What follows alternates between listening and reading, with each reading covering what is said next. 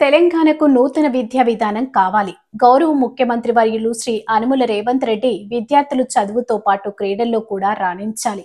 Serilingampally corporator Ragam Nagender Yadav తెలంగాణకు నూతన విద్యా విధానం కావాలని సీఎం రేవంత్ రెడ్డి పేర్కొన్నారు. విద్యాశాఖ అత్యంత ప్రాధాన్యతతో కూడుకున్నదని, ఎన్నో సంస్కరణలు తీసుకురావాల్సిన అవసరం ఉందని తెలిపారు.